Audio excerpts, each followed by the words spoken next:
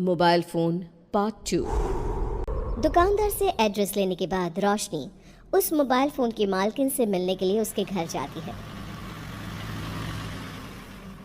रोशनी जैसे ही उस घर का दरवाज़ा खटखटाती है, अंदर से एक औरत बाहर निकल कर आती है। कौन हो तुम? किससे मिलना है? क्या मैं अंदर आ सकती हूँ? मुझे आपसे कुछ ज़रूरी बात करनी है।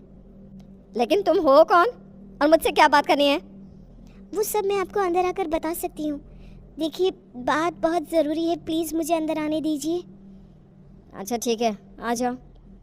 अब जैसे ही रोशनी उस घर के अंदर कदम रखती है कि लड़की के ज़ोर से चीखने की आवाज़ उसके कानों में सुनाई देने लगती है। बचाओ, बचाओ मुझे, वो मुझे मार देगा। ये किसकी आवाज़ है? कौन है आपके घर में?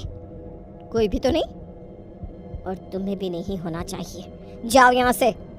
अच्छा ठीक है, आप मुझे बस मेरे एक सवाल का जवाब दे दीजिए कि ये मोबाइल फ़ोन किसका है, फिर मैं चली जाऊंगी। रोशनी के ये सवाल पूछते ही अचानक से वो पूरा घर एक लाल रंग के धुएं से भर गया। चली जाओ तुम यहाँ से, चली जाओ, वरना बहुत कुछ गलत हो जाएगा। जाओ। क्या गलत हो जाएगा? मुझे बताइए ना, आखिर बात क्या है?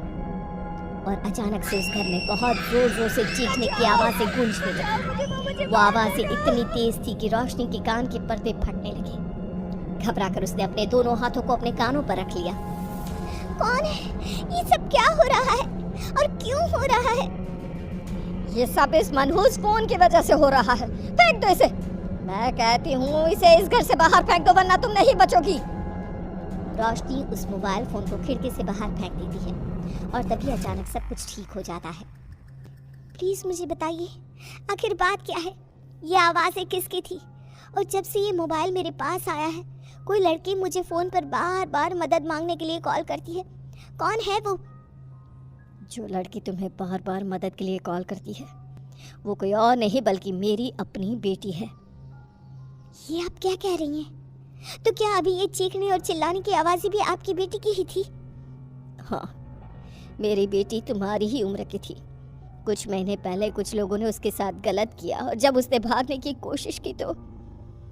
इसका मतलब आपकी बेटी अब इस दुनिया में नहीं है? तो फिर उसकी आवाज़ें इस घर में क्यों गूंज रही है? क्योंकि उस समय वो उनसे बचकर भाग गई थी और मदद के लिए उसने अपनी सहेली को फ़ोन किया था, पर उसकी सहेली ने फ़ोन नहीं उठाया और उन लोगों ने मेरी बेटी को गला काट कर मार डाला। तब से लेकर आज तक उसकी आत्मा को शांति नहीं मिली और उसकी आत्मा इस मोबाइल के अंदर कैद होकर रह गई।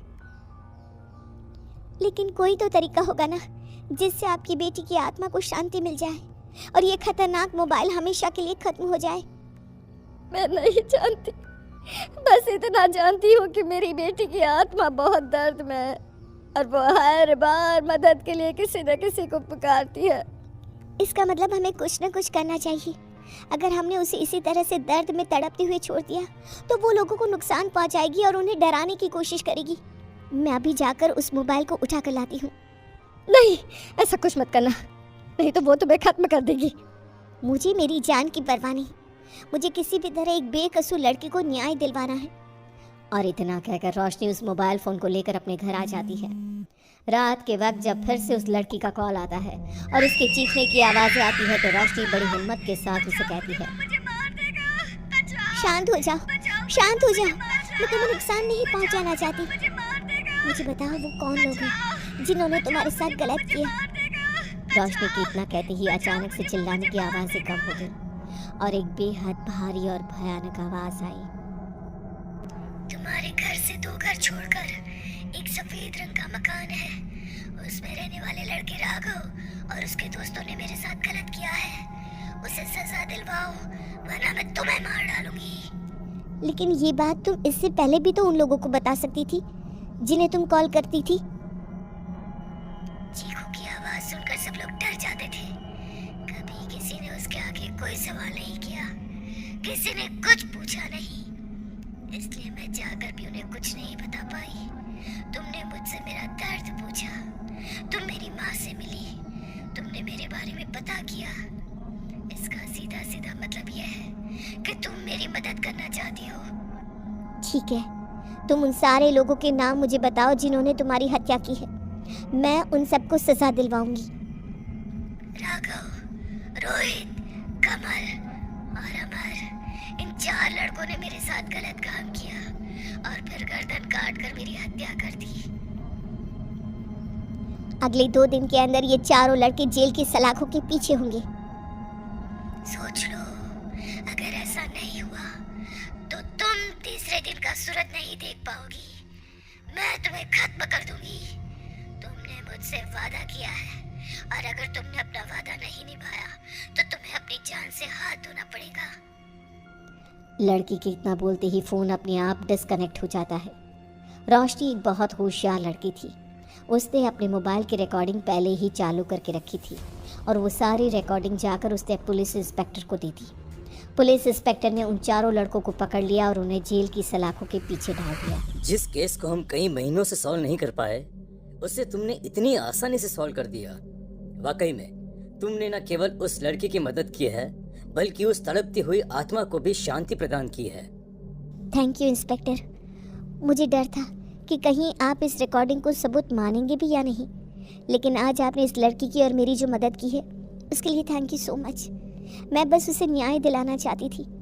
उसे न्याय मिलना ज़रूरी था, जीते जी ना सही, मरने के बाद ही सही। इसके बाद रोशनी अपने घर लौट आती है। माँ, आप जानती हैं, अब इस मोबाइल को तोड़कर ख़त्म किया जा सकता है और आज के बाद ये मोबाइल कभी किसी को नहीं डराएगा। सच? कहीं ऐसा तो नहीं कि फिर से इसमें कुछ खतरनाक चीज़ें निकलने लगेंगी? नहीं माँ, ऐसा कुछ नहीं होगा। अब एक बड़ा सा पत्थर लेकर रोशनी ने उस खतरनाक मोबाइल पर फेंक दिया। देखते ही देखते मोबाइल के टुकड़े टुकड़े हो गए, जिसके बाद एक बेहद खतरनाक आकृति के साथ लाल रंग का धुआं मोबाइल से निकला और दूर आसमान में चला गया।